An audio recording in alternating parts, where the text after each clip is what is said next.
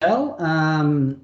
For those that don't know me, I'm Chris Jacobson. I'm the Acting Assistant Chief Officer for District 2 for the next 3.5 weeks. And I'm here tonight to introduce the two guest speakers.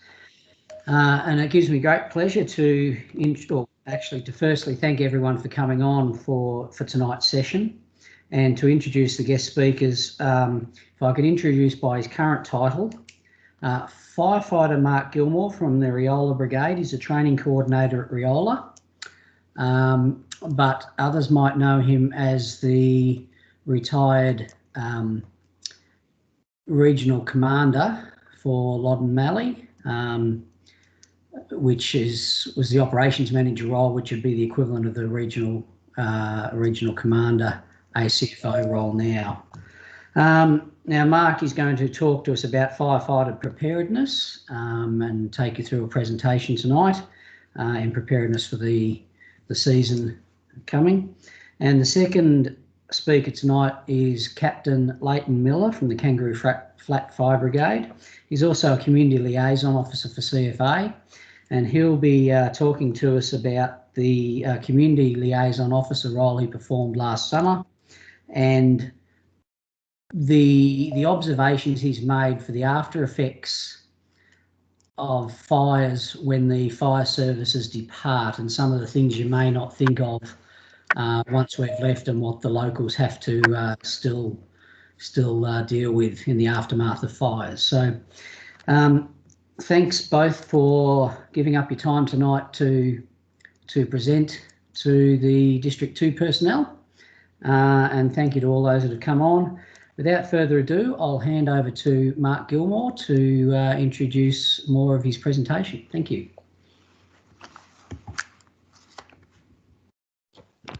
Thanks, Chris, and thank you all for the invite this evening. It's nice to be back, and hopefully it all goes okay. And as a backup, Michelle, I have my phone sitting next to me, so if I'm waffling on and no one can hear me, just send me a message and let me know that. What I'm going to do this evening is share with you a document which is pretty special to me. So there's a background I have. The last line of duty death we had in CFA was Mr. Peter Harry from the Gisborne Fire Brigade. Shortly before he passed away from a heart attack at a fire, Peter did his normal planning for the year role and put pen to paper and updated a document he'd had quite a few years going to let his fellow firefighters know what they should do coming into the summer. And so what I'm hoping to do this evening is share some of the key points of that with you. The document, hopefully you can see shortly, is on the EMV site, on EMV COP, as part of their library in the safety section, and has been there since 2012, and is 2013, sorry, and has presented quite a lot of people with the information they need going into the year. And I think our role this evening is to have a bit of a look at that and make sure that we are ready for the season coming, and then to make sure that we can pick out the key points, if you like, from this document. Okay, so.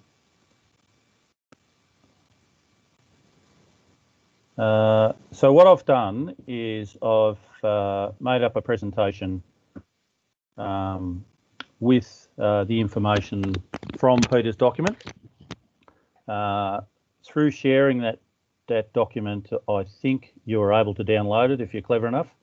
You have to be cleverer than me to be able to do that. But the other thing that I've done is send a copy of both of these things to Michelle, so she's probably able to help you with that as we go. So without any further ado, I'll just launch into it. So for summer fire season, typical grand final time is the time. So, and people probably remember a lot of public presentations where we said, have your grand final weekend, which is the last weekend of September, get together with your friends, and then get ready for the summer. And that goes for firefighters as well as members of the community. The key message throughout this document was that about safety must be given priority. So in all firefighting activities, and particularly the more serious ones when the adrenaline's pumping, it is sometimes difficult to remind yourself of that. Major wildfires are probably the thing that we're thinking about at the moment. So, and there's a few things about major wildfires. They can be satisfying and rewarding. They can be really stressful for you, your crew, and your family. And you think about what the media show, they're looking for the most spectacular shot that they can get. And so your family sees the most spectacular shot taken of one firefighter of the 500 that are at the major wildfire. They can move at frightening speeds, and so major wildfires can travel quite fast distances. The fastest we've seen is about 12 kilometres an hour in the grassland, and spotting distances can be quite some kilometres. So that can really be frightening for us. They can change direction with disastrous effects, and the people that have knowledge of Mount Macedon and some of the major wind change fires that have occurred throughout Victoria don't need any reminding of that. Firefighters can get distressed, and so you can end up wobbly kneed is probably a good way to put it, due to the heat that's given off by the fire, and you're working in very hot conditions as well. They can also be in unfamiliar territory, so you feel uneasy. So in order to deal with this, the idea is to prepare yourself. And when you're well prepared, you go in with more confidence, pardon me, than if you're not prepared.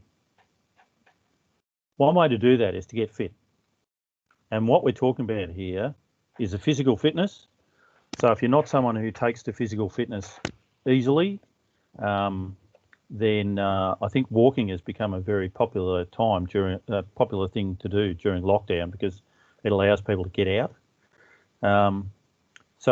I'd recommend any sort of regular activity that you can do, and quite a few of you do quite a bit of physical activity, but some not much. Some the roles that you perform, and particularly people working from home at the moment, there's not a lot of that occurs. Mentally fit is some of this. It's preparedness. It's going through drills in your own mind. It's imagining what you would do if confronted with situations, particularly in a major wildfire context. And the last bit there is spiritual. And spiritual for some people means religion. For other people, it doesn't mean that.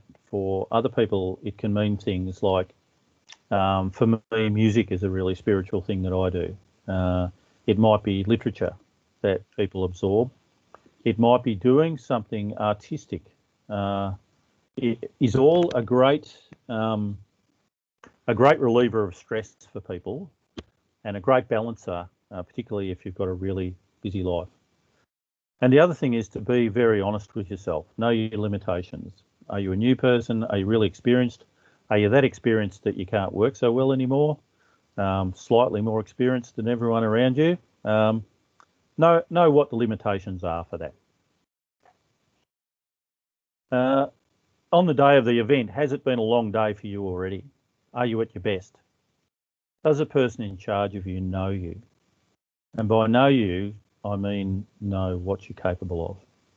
And do they know the peaks and the troughs that exist in your firefighting life? And even the big call, and all of the great leaders throughout history have had the ability to declare breakdowns and say no. Should I limit my availability today? And it may be something like, okay, well, I'm available for an hour or two, but that'll be the end of me. I won't be able to do that because I've already had a big day. The next step in preparing is to talk to your employer, and that's because we are able to serve because of the time our employer gives us. And in my situation, my employer is my wife, Christine, virtually. So we discuss things coming into the summer about what will happen. Will it be okay to be away for 3 to 5 days? If we go away on strike team to a major event, we might be away for some time. Have we talked about that? Does your employer understand your role and how important it is, your role in the team? Do they even know what a strike team does? They might have heard of them, but have you gone through with them what happens? Have you broached the subject about financial implications? So for yourself, for the company, have you talked through, is it going to be annual leave or without pay? You know, how is this going to work for you? And had that discussion before. What sort of notice to move will we have?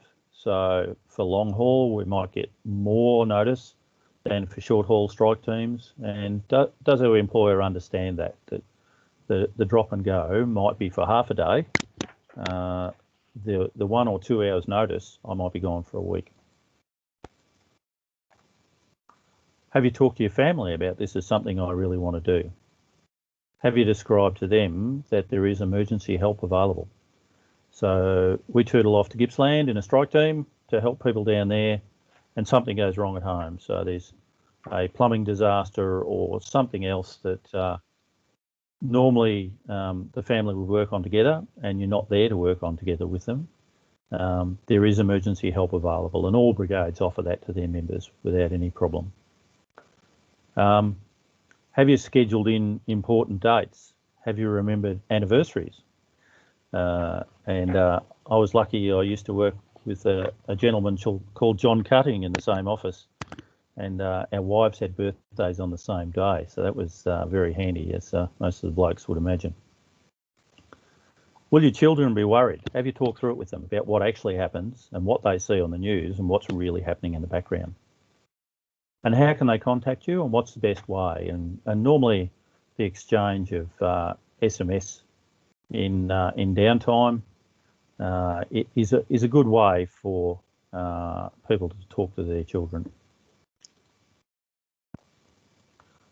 Have you talked to the brigade about how will my family activate support if I'm away? Have you talked to the brigade about the times that you know you won't be around? And do you notify the brigade when you're not about? Do they know your children's arrangements? So if I go to this fire at 2 o'clock in the afternoon and I normally pick up the kids from school on a Tuesday and Thursday, does someone know that, and are they thinking about it while I'm bouncing around on the back of a tanker?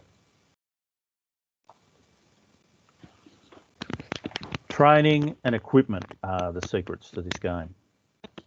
Train as often as you can. Know your gear, work through it. Have a look through your personal gear from now on. Brush up on your tactics. Do a few drills yourself. Have a bit of a think about what you would do, and build a team.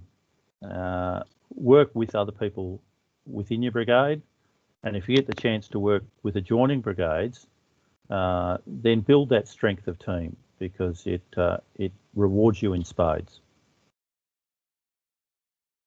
Do some training in your PPC. People have this training uniform where they have a polo top or a t-shirt and turnout trousers. And if you go Sunday mornings to places, you'll quite often see that. You'll see that's what people are dressed in. And it's not what we operate in. So when we train like that, it's actually harder when we operate then, because we're not used to working in gloves and having jackets on or working in full overalls, because that's not how we train. There is all the documentation stuff to review, and the watch outs. And people may remember I had some watch outs that it seemed really pertinent to me, that if people were going to lose their life at a major event, it was quite often at the end of their shift or getting towards it. It would be in a situation where people were working away from home, rather than the plethora of fires you do close to home. The 1 or 2 when you're away are more risk to you. from a statistical point of view. And it's nearly always in stringy bark forest is another thing to think about. Make sure you meet the minimum requirements and be eager to do that and help other people do it. So the minimum requirements are fairly minimum still for us. So we have, you know, a tree hazard online ability that lasts for 3 years. We have, you know, a little bit of time we have to put aside leading into every summer to practice our entrapment drill. We have to have minimum skills, and that's about the end of the minimum requirements for us, really. So make sure that we're helping everyone meet those. If you need extra training, ask. There's quite often people in the brigade that are willing to help you out if you want to go down of a Wednesday night and do a little bit extra just to catch up. And have a think about the SOPs and standing orders. And there's a few things that have changed recently. Make sure that you keep yourself up with those, and particularly in the COVID environment, that we're not only staying safe, but we're seen to be safe as well. We're operating overtly in a safe manner so that people see that. Some tips for newbies, and there probably aren't many newbies on tonight, but hopefully you can take these and use them for people. Normally people have some notice before they're sent away, and normally they're notified by phone. So there is, if people are on rostered strike team, then they're notified of that, and then the pager is actually just an activation. But people quite often there's some discussion in the lead up to them. But make sure you have a bag ready to grab and go. Make sure our newbies are aware that not everyone can go. So people join us, they do the minimum skills, they're accepted as an operational firefighter, and then they want to go straight away. That's not always the case. People are being asked to be self-sufficient in water and food for the first shift. We should really be doing that anyway. And it takes little effort to throw a few extra things in your bag just to make sure you can survive and work your way through that first shift. And it might be slightly warm water, and it might be a few muesli bars with the corner torn on the plastic, but it's things that will get us through and keep us okay. And the messages that come out give a lot of information for people, and not everyone reads them. So if we can get our new people to read the messages, then they'll be well underway. Their team leader is someone they can lean on, so make sure that we make that offer to them. Avoid media comment is something that some people need to be told, and if you've got those members in your brigade, then you're probably well aware of who they are. And if they're relatively new and a bit of a risk, make sure you have that chat to them. And chat to them about staging areas and what happens there. And quite often, you know, we'll get back some rude comments about people had to stay in a staging area, sometimes for an entire shift. And it's generally because the people in charge aren't confident enough that people are safe to send them out. And so they hold them until they have some confidence. And it might be they're disorganised, it might be the fire behaviour is too bad, but our new people need to be aware of that, because they think they're racing off to fight the beast, when the first day they might be playing a game of cricket. And make sure they watch the weather, so get them to work on that. The list of things you must have is pretty simple. So your yellows, the only thing that's different in this document, which was drawn up by Peter in 2012, is that now there are 2 lots of masks. And so we are directed, we have our operational masks, and then we have our masks at other times. And so until that direction changes, people have to have both lots of masks with them, and make sure you have a supply of those in your gear bag. Helmet and goggles should go together. Boots and gloves should be worn at all times, and reminder of, you know, quite often people burn their hands with a pair of gloves sitting in their pocket. And make sure people have matches with them for various things, for safety reasons, and also to be able to boil a billy at night if need be. And then there's some optional things that you find good firefighters have. So they're ready for when it gets cold at night. they have a torch that has some spare batteries. They have the extra food and water with them. And interesting that in 2012, Peter was thinking about face cloth and bandana. In your personal bag, toiletries, towel, a jacket for when it gets cold, your personal medications, which you've organised prior, spare pants and shirts, jocks and socks, toilet paper, can be gold in some places, depending on where you get sent. So your staging area might be somewhere like the Kingow Cricket Ground, which is a lovely little place, but isn't ready for 100 people to turn up there tomorrow. So if you don't have toilet paper in your personal bag, go and get some tonight and put it in there. And the torches we mentioned before. Your ID, so your ID card, your CFA ID and your licence, sunnies, shorts and thongs, a brimmed hat, and these for time off that you might get while you're away, so that you're not knocking off firefighting, going and getting sunburnt, and you've got some problems the next day. Some homework for people to do on the home stretch is what Peter suggested. Know your area, know your trucks. And I won't ask for a show of hands because it's impossible for me to figure out how that works here. But know your intercom and know how to use it.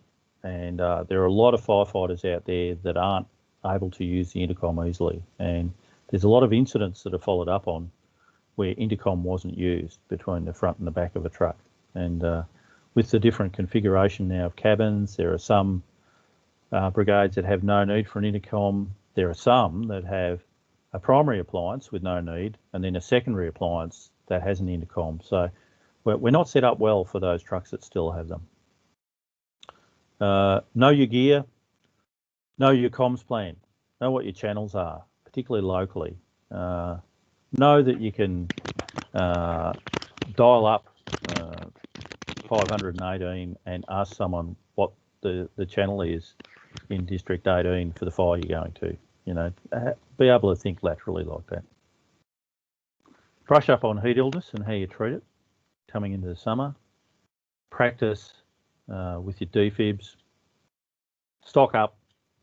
Set up phone trees at home so that if one member that's away is able to talk to home, then that message is spread around. And again, messaging is a really good way to do that. The original document for this, as I said, is on EMCOP. It's in the knowledge base. The file name, it's under the safety section. The file name is there. But dobbing Michelle in, I've sent a copy to her. And if you want it from her, then you let her know and be nice to her and she'll send it out to you. Mark, I will attach that to the next invite, so everyone should get a copy of that on Monday next week. Fantastic. That's good. And that was all, mindful that Layton's following. Any questions that anyone had on any of that?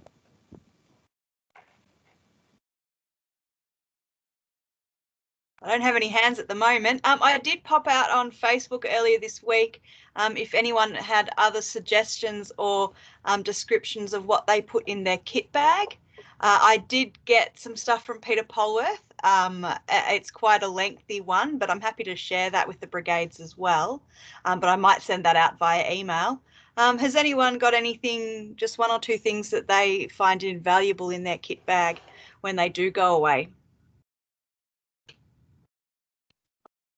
Don't all talk at once. A good book, and Anthony Whittle's put in a good book. So, look, that's a really good one, especially with some of the downtime that you might have.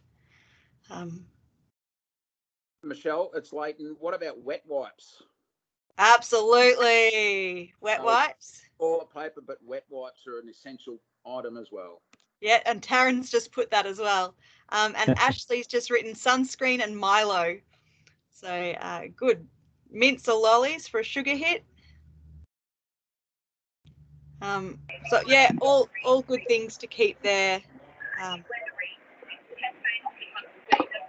Michelle, I'm on the phone. Sorry, it's a battery charger, a spare phone charger, like a charging bank. Yeah, thanks, Simon. Good idea. Absolutely. And you'll probably find that everybody is coming to you to charge their phones. Correct. So what we've got: extra pens, power banks, notepads, highlighters. Yeah, good. Lots of good stuff. Let's to hope have in those pens are 4-colour ones, Michelle. there. 4-color, absolutely 4-color pens. Nothing else. All right. Well, thanks so much, Mark. Pleasure to have you on. Pleasure to still be able to share Peter's knowledge and insight. And yeah, I will share that document on next week's invite, so as many people as possible get that. A few other comments is bandages and maybe band-aids. Yep, if you want to pop that in your kit as well as in the first aid kit on the truck. Excellent. So, and everyone having a pen and a notebook is handy as well. So, cool. Great. Thank you, Mark. And we might hand over to Layton, who's just popped up. Fantastic. Now, Michelle, you've got my PowerPoint press. I do. So let me share that. Am I taking control? There you go. All right. Evening all. I'll be honest with you. I was asked to go to East Gippsland and assist as a community liaison officer in Orbost and some other areas. And I've never worked in an ICC before, and my thought processes of ICCs are vastly different now compared to what I used to actually think about what people actually did in it. So tonight's press, there's a few photos. So acknowledge the people that were there. So they're mainly the people that I've worked with out in the field as well. So yeah, there'll be some photos and some information, etc. As we go along. So my job was basically I was tasked as a community liaison officer. So I was deployed from the 3rd of Jan to the 7th of Feb. I started off at the Orbost ICC working a 7-day deployment. Came home, had a couple of days home, went to Swifts Creek for a 7-day deployment, came home, went away again to Orbost ICC again for a 7-day deployment. And in that time I also did 4 other days within CFA doing some odd jobs here and there. In the ICCs, we did a minimum of 12 hours, and on average, we were doing at least a 14-hour day. Best we did was 16 and a half hours working in the ICC.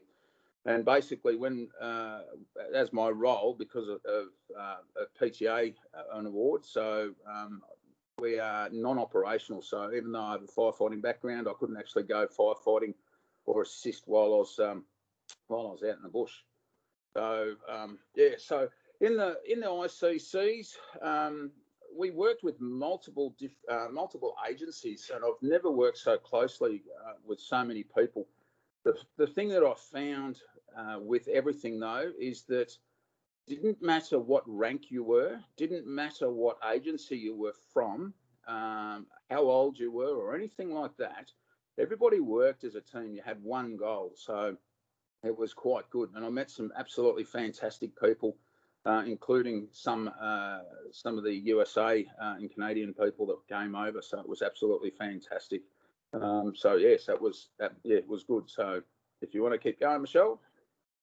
When I first got deployed to East Gippsland, the day I rocked up, the whole of East Gippsland was an emergency warning.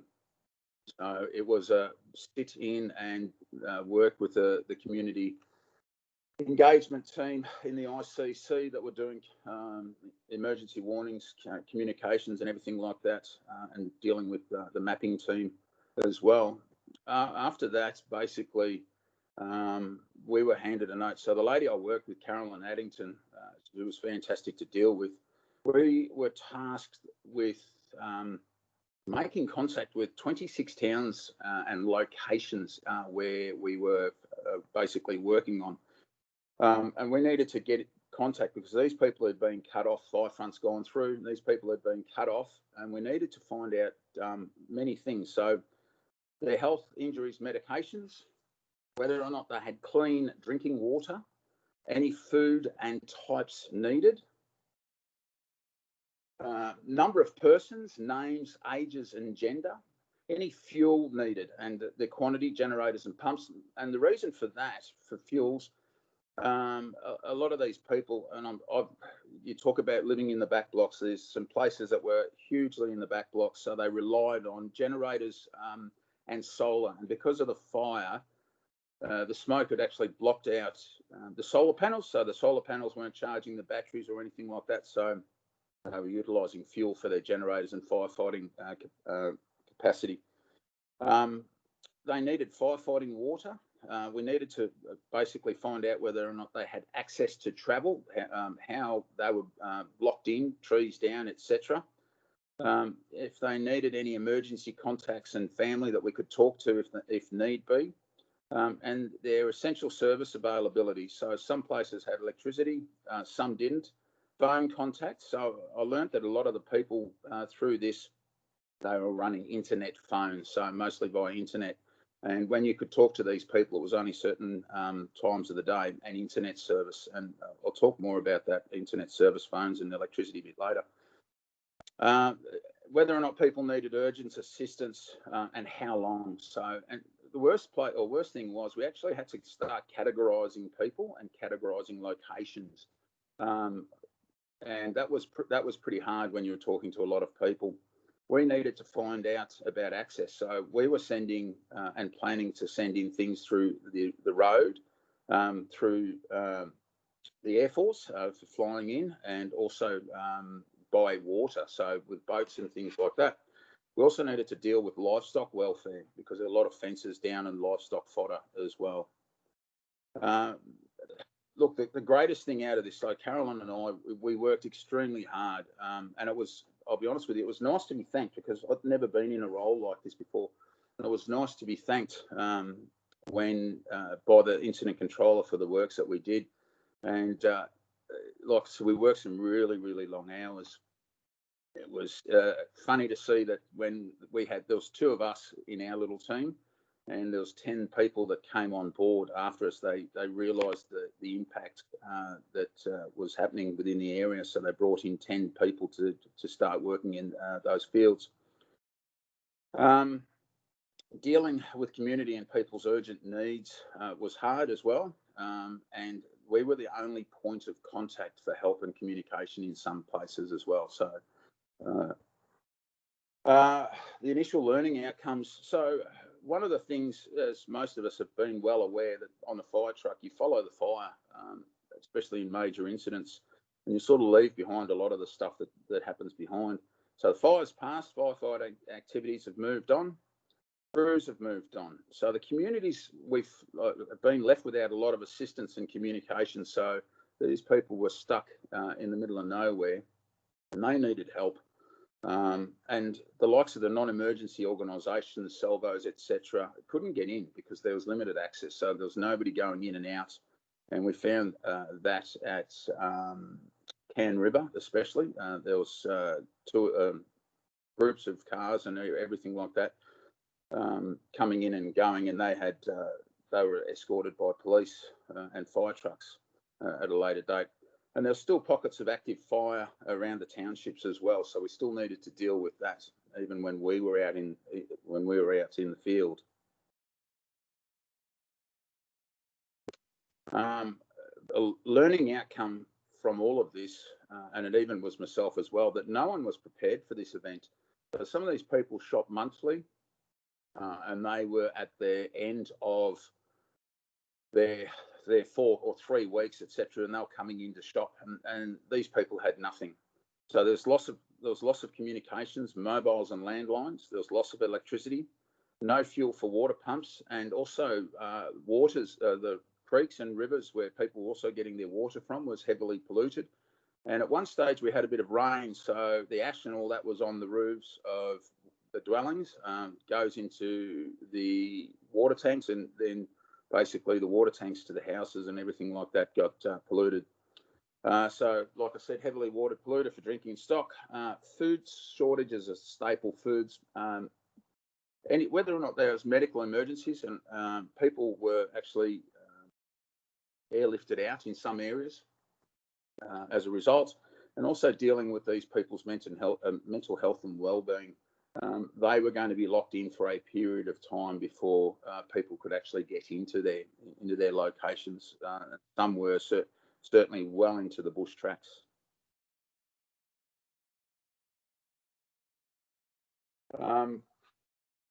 The worst was trying to find out if people were still alive or if persons were deceased in areas that you were trying to make contact with.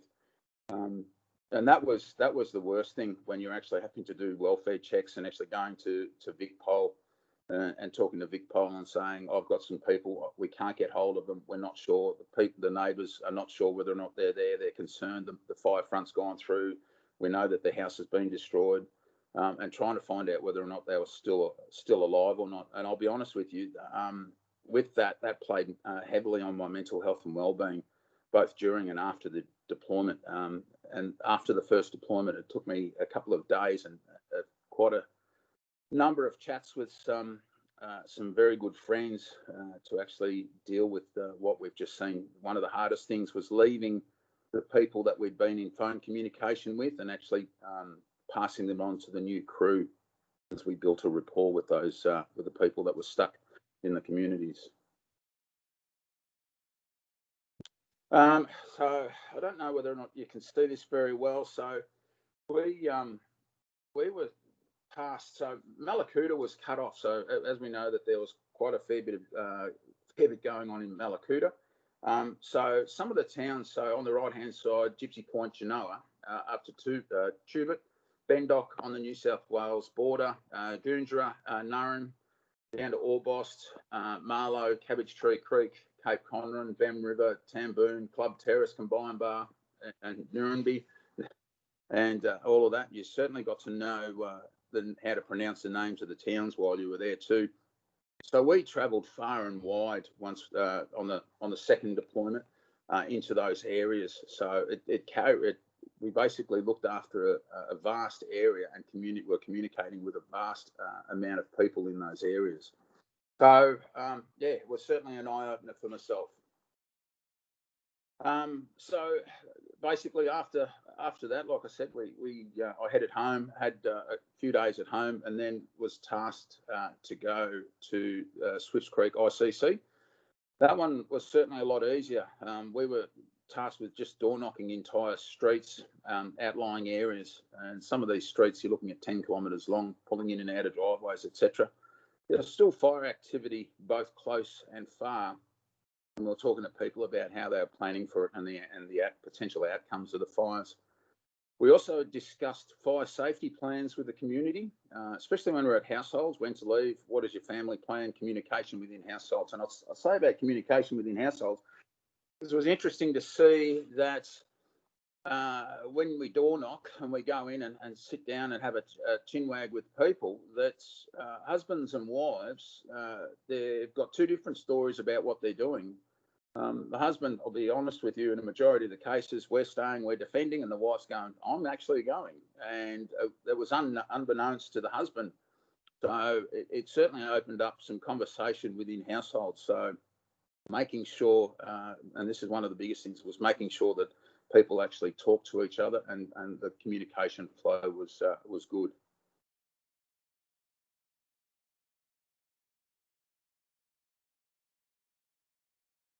Again, learning outcomes, timely communication. Biggest things for there, when we're in Swifts Creek, was updated maps for the community and local brigades for fire mapping. So we went up to Benambra, which is basically through Omeo and going up. And we dealt with a lot of people in Benambra. So our point of call was a local cafe, but we touched base with the brigades, and the maps that they had for where the fire was, A1 maps that they had for where the fire was and where the fire had burnt and all of that. When we got there, they were actually 3 weeks out of date. So even the fire station had outdated maps. So that was a huge thing, because the cafe, store, whatever you wanted to call it, in Benambra was the meeting point and the focal point of the town, and people needed to know. And while we're out and about, so we went up to Kumbungra, which is on the left-hand side, I think, heading up to Dinner Plain, etc. We're talking to a lot of people about urgent community needs, so the information. So we're getting what they needed and basically passing it back to the incident control centres. We dealt heavily with mental health and management with the people in the community because they needed to know what was going on and they wanted to know what was going on. In some areas, they were certainly kept in the dark, which we found out. And one of the biggest things that we learnt out with this is we did a lot of walking around in Omeo as well. Was to be seen in the public, a visible presence in the community, and having a positive attitude. So stopping and actually talking to a lot of people. And there were some areas where the pubs were still open, and we did a lot of pub visits. A bit of a shame that we couldn't have a beer or two, but we actually sat down and had chats with the locals, which was quite interesting to see. And we talked about, while we're up there, we talked about family household fire safety plans, and varied staying, going, when to leave and when to go. So, and that's what I was saying before about how things change within households. So we basically pushed for people to actually have plans and know your plan. So as you see the map, so like I said, Swiss Creek was really good. Swiss Creek was certainly a lot easier than Orbost. And there was certainly fire activity around that. And I actually caught up with one of my lieutenants, James O'Brien. He was on strike team when I was actually in there as well, so I had a chat with him. So Swift was actually, it was quite pleasant to be in, but there was certainly fire activity all around the areas. So yeah, it was very interesting to see a lot of unburnt, but also a lot of burnt areas as well.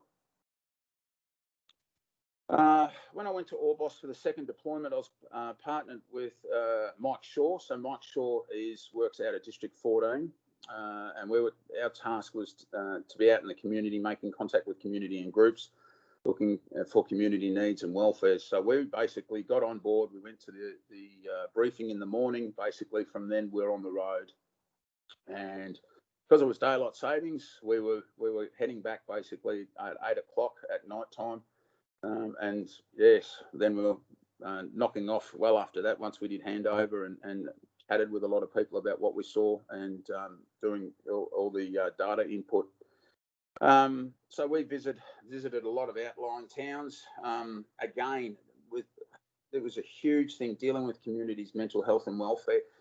And I can't stress this enough, especially if like strike teams are out and about. Make sure that you're talking to locals. Give them a wave. If you can have a chat to them, please do that as well, because you're seen in the community, and it certainly gives them a bit more of a warm feeling that people are there. One of the things I liked about the second deployment is that we visited areas, and I met community members that I dealt with on the first deployment. So the people that were stuck, the people that were in need of urgent assistance. So I actually caught up with some people. So that was actually quite good, and that was absolutely fantastic for my mental health and well-being as well, I'll be honest with you. So it was good, and I look forward to actually going back to talk to some of these people. Yeah, it was very, very interesting. So we were the point of call for the community needs back to the ICC. So basically we were the go-to point for the community and giving information back, which was dispersed within the Incident Control Centre. We also assisted with getting machinery needs. And one of the things which I found very interesting was Bem River. Bem River, we got pulled up on the side of the road because a fire started and they shut down the road system again. So, and Bem River and the community, so the Bem River CFA and the community have done a power of work to protect their town, which they do every year. The works that they had actually completed probably saved that township. But the Bem River captain, like, information hadn't been passed on, and he needed some machinery to drop trees, and the communication channels hadn't been properly passed on. So the good thing was from us, we organised some forestry equipment and excavators, etc., to come up and do some work. clearing some of the trees, the dangerous trees, and also passed on a relevant incident control channel for him so he could actually talk to the ICC. We also assisted businesses with getting paid, especially from Bem River. So Bem River, originally they'd been supplying a lot of meals to the fireground, and they hadn't been paid for a bit. So and that certainly caused some angst with them because they were, Bem River's a tourist hotspot at that time of the year, and they were certainly needing some income. And again, mental health and wellbeing, ongoing support, and you just need to basically a listening ear. And that's what we found at basically every single area that we went to. People just wanted to be talked to, and I'll be honest with you, the amount of coffee that we drank each day, sitting down having a chat with people in cafes, in pubs, and homes, in shops, was absolutely incredible. But for myself, and I know for Mike, it was certainly a godsend that we could actually be of assistance to the community. We were also sent out to outlying areas with fuel and other items that needed to support the community. One of them was up to Boulder with 200 litres of diesel, and there'll be a slide a bit further down. These people had no fuel, no fuel for nothing. That still had fire activity near them. They had nothing, so they were.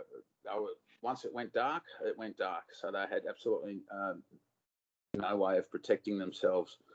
And people still didn't want to leave because they still had their assets that they wanted to look after. They had livestock that they also had to look after as well. One of the things, again, we passed on mapping information for fires to the community. That was basically giving the community information that they needed, where the fires were, potential direction of travel. And one of the chaps we spoke to up at Boulder, he made comment that over a 5-day period, he had fire come at him from 5 different angles around his property. So it was very interesting. One of the biggest things, as everybody would have seen, because that whole end of the state was shut down, towns and businesses lost their livelihood. And if anybody had actually been into Lakes Entrance, Lakes Entrance was like a ghost town. I've never, ever seen it like that. There was no one anywhere. And we had a big learning curve. Towns were either impacted by fire or affected by fire. That was one of the big things we learnt. So there was impact, so they were actually directly impacted by the fire front, and some were affected because they were actually locked down and couldn't get in or out. This, and I'll be honest with you, I can't even remember where we took this. This was just on, and you'll see some of the other slides that they're tasked at roads to nowhere. But this, when you're driving down roads, was like this everywhere. And this is like a medium heat that's gone through, and there's others where there is nothing. There's no leaf litter or leaf matter in the trees at all. It's just black sticks absolutely everywhere where the fire had burnt really, really hot. So you could see we had slow moving fire and fast moving fire and really hot fires and sort of low to moderate fires. So it was quite interesting. One of the biggest things I found, which was very interesting while we're out there, that there was, when you're in the bush like that track there was no sounds. There was no wind. There was no bird life. There was no animal life. There was no smells of the bush. There was just smell of burnt. And just the sounds of falling trees and limbs, etc. in the distance. You could just hear them when you pull up on the side of the road. You could just hear them everywhere.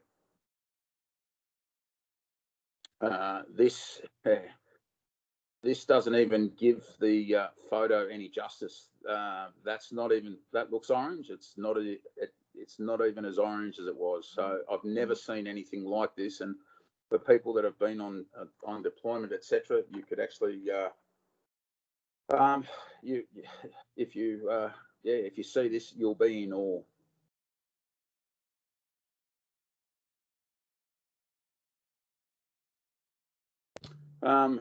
Again, one of the many road signs damaged, road marker signs damaged. There was areas that you just didn't know. State border signs were burnt. So the New South Wales, Victoria signs are welcome to New South Wales sign was actually burnt, which we found out when we went 12 kilometres into New South Wales and we're talking with New South Wales residents. And I'll talk more about that in one of the learning outcomes. It was quite interesting. We talk about USA crews. So the lady in the front on the right, squatting down the bottom on the right-hand side is Jennifer Miss Libby. So she was our boss. Pete Walters, the chap in the brown, he was also one of our bosses as well. Bit of an ugly mug of myself, but that was a crew worked with, and on the second rotation, and it was quite a good crew. And I'll be honest with you, the USA gang were absolutely fantastic to work with, and I'd certainly work with any of them again. They were absolutely fantastic to deal with. Again, working out of the second deployment, I spoke to you about the towns. They're there that we're heavily involved in, and yeah, it's very. The distance between them is very, very great as well, and yeah. These are just going to be photos. So these are just on the road to nowhere. These are just when we're driving around and what we're seeing. And yeah, so Michelle, you can just breeze through these if you like. Now, just this one here, this was what we talked to you about before. This is the bush, the unburnt area, and we're going through Bulldar. So there's still active fire in and around these areas, and we're taking 200 litres of diesel through this. So I'll be honest with you, we were in a four-wheel drive, and it was nice once we actually dropped off 100 litres to one chap and 100 litres of diesel to another chap to actually get out of there, because we had ash starting to drop on us at one of the properties, and we certainly had a fair way to get out of there. So it was nice to get back out into an area that was fully burnt. So this is the road to Bulldar.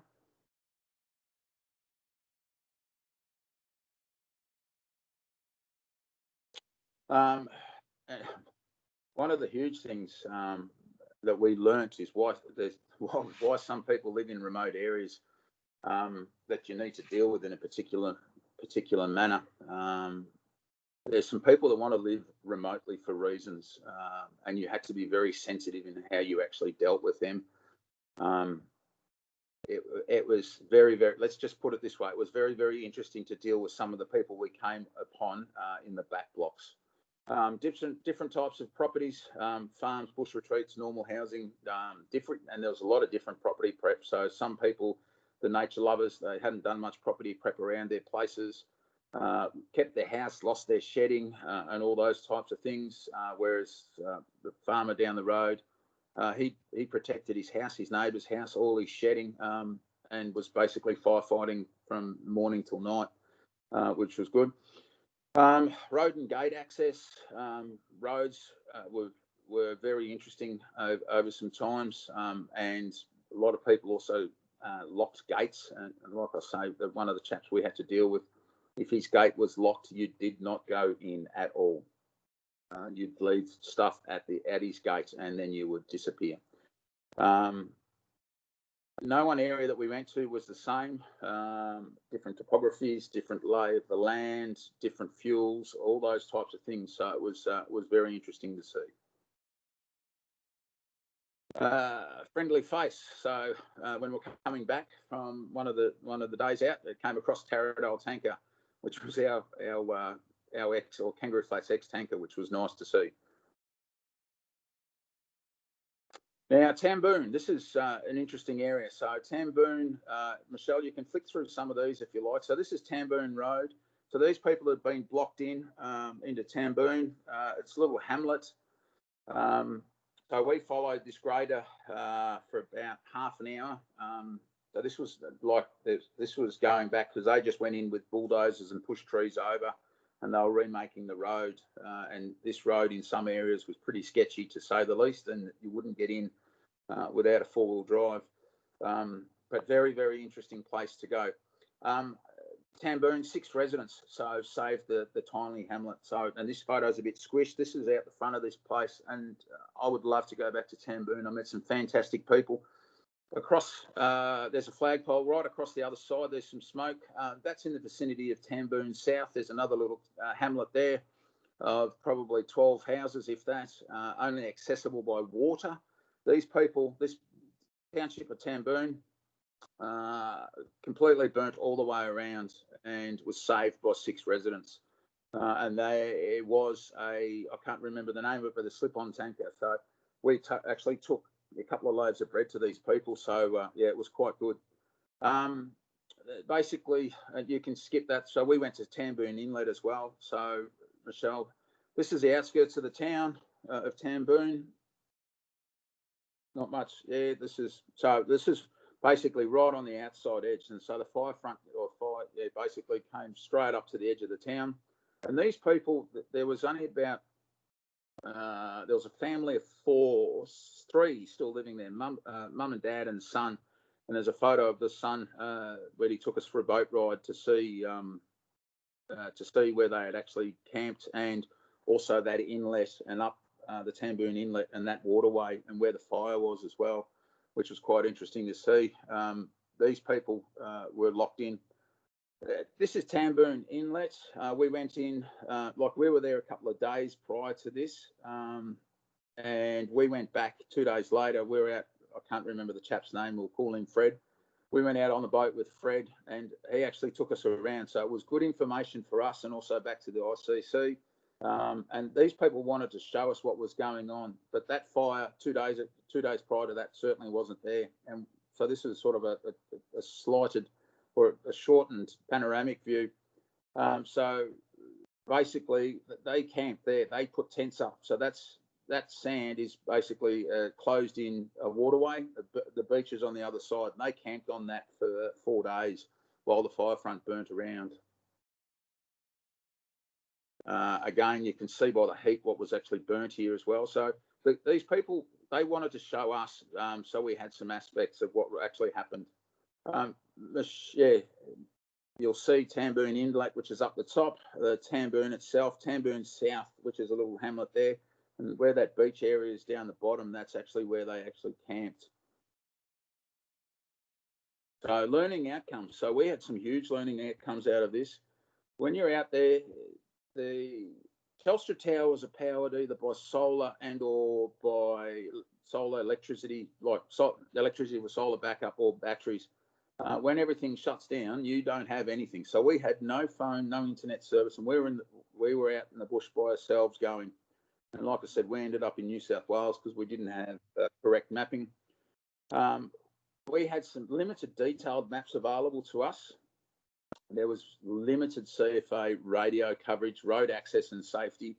There were still active fires even in the burnt out areas. And I can't stress this enough about hazardous trees.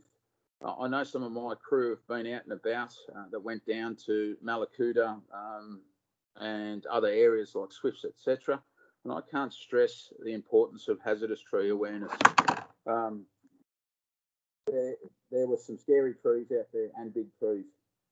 Making sure that you also talk to the people that you're with as well. And this goes for everything. So team communication, especially when you're out on the fire ground, and also having a plan. So with Mike and I, we discussed daily, and basically we had a look. We could just give each other a look, and it was like, yep, we're getting out of there. And that happened on numerous occasions. So yes, but no internet, no phone service. You had nothing. And that's it, Layton. That's the end. So, look, I'll be honest with you. I had some great learning outcomes out of this. Was very interesting. My mental health and well-being was certainly worked on, and my thought processes for people working in ICCs were certainly different. But no one's different. All I can ask is if you're out on the fire ground, out on the back of a tanker. I know fires go through, but also if you can do welfare checks on the people there, if you're actually going past or going in, to chat to the people to see if there's anything they need or need assistance with, so you can actually radio that back to your strike team leaders, sector commanders, back to the incident control centres. The community, they're left alone. So Firefront's gone through and they're left alone. So yeah, that's about it from myself, Michelle. Thanks so much, Layton. That was really good. And look, Every township you mentioned certainly brings back memories of where places that I had to mark on maps while I was out in the same spot. So I did have the pleasure of running into Layton when I was in Orbost for my first shift as well. So, Oh, sorry? we didn't run over you over the crossing. No. So yes, I was heading out as Layton was coming in. So are there any questions from anyone? Or does anyone else want to share maybe a time where they may have been in a community and had to help other than fighting the fire? Because obviously we're in towns a lot, there to protect the community. We might not always be squirting the water. I was going to say, Mark, not throwing you under the bus, have you got any thought processes, any comments you'd like to add? Yeah, Layton, I think experience has shown that quite often we are first in. So the people's recovery as a community is quite often dependent on the first crew that gets through. And, you know, there's people on tonight that have had that experience. The other thing I think is that it's up to us to communicate in some way to stop the overwhelming support that can come to people in the form of various government departments. And so the other thing that happens sometimes is we get ourselves, the municipality, the police, whatever, lining up to help people. And then the last thing that springs to mind is some of the amazing individual efforts that have happened at times. And I know we had some District 2 firefighters, Black Saturday in various places in townships where groups of people were gathered together. And I remember a leader of ours, an ex-military man, used to say it was like being behind enemy lines. People would show a bit of leadership, groups would form together, and there might be a tanker with a dozen people from the community, and then they'd make good decisions and look after each other. Whereas if people left to their own devices, sometimes don't make those good decisions with tragic outcomes. So you're dead right. We at times have sent fire trucks to floods and things like that, where people will accept the leadership we show them. They'll come with us, and they'll get out of it safely if we're a bit careful what we do. Thanks, Michelle. Thanks, guys. So a couple of thanks coming through on the messages as well. Chris Jacobson, are you still there? Yes. Are you happy to close us off, or anything else to add?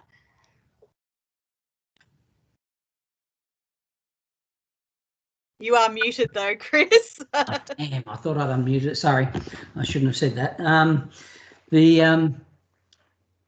Mark's just touched on the floods there. So the lessons are relevant for both fire and flood. And I mentioned floods because the forecast for this season could see both.